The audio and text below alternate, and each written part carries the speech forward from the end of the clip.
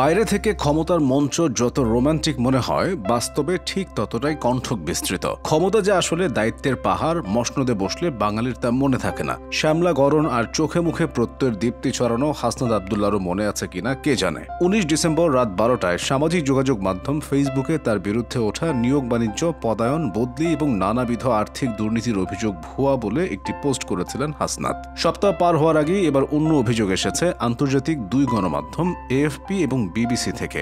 বিষয়, সময় টেলিভিশনে সাংবাদিক ছাঁটাই হাসনাত আবদুল্লাহর সংশ্লিষ্টতা। চাপে পড়ে সে যুক্তি খণ্ডন করেও পোস্ট দিয়েছেন হাসনাত। বলেছেন, সময় এবং এখন টিভির কয়েকজন সাংবাদিক তাদের প্ররোচিত করে 17 ডিসেম্বর বিকাল 4টায় সময় টিভির এমডি জনাব হাসানের কার্যালয়ে নিয়ে যান। এটা যে একটা চক্রান্ত ছিল তখন তারা তা বুঝতে পারেনি। হাসনাতরা সরল মনে 30 মিনিট হাসান সাহেবের সঙ্গে কথা বলে প্রোপাগান্ডামূলক সাংবাদিকতা থেকে বেরিয়ে আসার অনুরোধ করেছিলেন। কিন্তু বেশ কিছু প্রশ্ন সামনে চলে আসে। হাসনাতরা প্ররোচিত হলেও মিডিয়া হাউসে গিয়ে মালিকের সাথে কথা বলে ফেললেন। দায়িত্বশীল জায়গায় থেকে এসব কি ধরনের যুক্তি? কিসের ভিত্তিতেই বা তিনি এত পাওয়ার এক্সারসাইজ করছেন?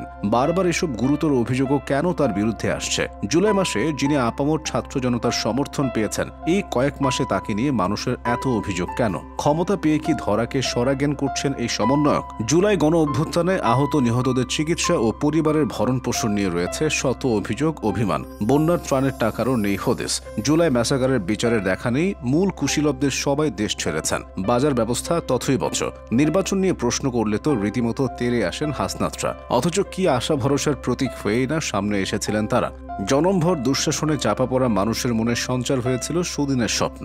নতুন দিনের সেসব স্বপ্ন কি ধীরে ধীরে দুঃস্বপ্নে পর্যবেসিত হবে? লাঞ্চের পরে আসেন ঢাকা বিশ্ববিদ্যালয়ের রেজিস্ট্রার বিল্ডিং এর কর্মকর্তা কর্মচারীদের বিখ্যাত এই অজুহাতের বিরুদ্ধে ব্যবস্থা নিতে হাসনাত আবদুল্লাহ প্রথম অবস্থান কর্মসূচি নিয়েছিলেন 2022 সালের সেপ্টেম্বর মাসে। 8 দফা দাবির সাথে সংগ্রহ করেন গণস্বাক্ষর। এই ঘটনার 21 মাস পর ঢাকা বিশ্ববিদ্যালয়ের ইংরেজি বিভাগের সেই হাসনাত আবদুল্লাহ হয়ে ওঠেন রাজপথের নেতা।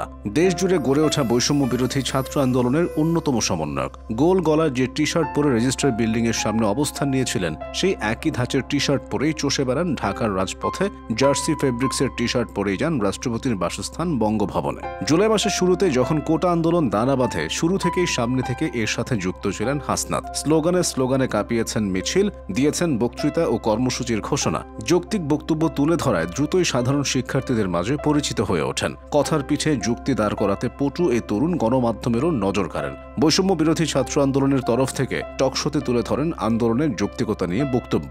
দেশের সুশীল সমাজ, সিনিয়র সাংবাদিকদের সাথে তার আত্মবিশ্বাসী বক্তব্য অবাক করে দেয় দেশবাসীকে। হাসনাত আবদুল্লাহর জন্ম কুমিল্লার দেবিদ্বারে। তারা 2 বোন 1 ভাই। বাবার পেশা ছিল ঠিকাদারি। পুরো পরিবারই দীর্ঘদিন যাবৎ ঢাকার বনশ্রীর বাসিন্দা। পৈতৃক ভিটায় আছে শুধু ভঙ্গুর 2টি টিনের ঘর। দেবিদ্বার রিয়াজউদ্দিন পাইলট উচ্চ বিদ্যালয় থেকে এসএসসি এবং পারোয়ারা আব্দুল মতিন খসরু কলেজ থেকে এইচএসসি পাশ করেন তিনি। এরপর 2017 সালে ভর্তি হন দেশসেরা ঢাকা বিশ্ববিদ্যালয়ের ইংরেজি বিভাগে। বিশ্ববিদ্যালয়ে ভর্তি হয়ে বিভিন্ন বুদ্ধিবৃত্তিক কর্মকাণ্ডের সাথে নিজেকে যুক্ত করেন।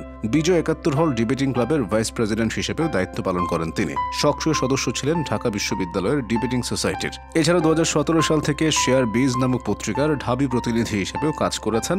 বিভিন্ন সামাজিক সাংস্কৃতিক কর্মকাণ্ডের সঙ্গেও যুক্ত ছিলেন। কোটা আন্দোলন রুখতে শেখ হাসিনা সরকার যে 6 সমন্বয়ককে আটক, নিপীড়ন করে তাদের একজন হাসনাত আবদুল্লাহ। টানা 7 দিন অস্থিতিশীল এক পরিস্থিতির মধ্যে থেকেও তারা 32 ঘন্টা অনশন করেন। আন্দোলন ও মানুষের বিরূপ মনোভাব বেগবান হয়ে উঠলে হাসিনা সরকার তাদের ছেড়ে দিতে বাধ্য হয়। বের হয়ে 1 দফা দাবিকে বাস্তবে রূপ দেন তারা। অন্তর্বর্তীকালীন সরকার ক্ষমতায় আসার পর 11 অক্টোবর বিয়ের পিঁড়িতে বসেন হাসনাত আবদুল্লাহ।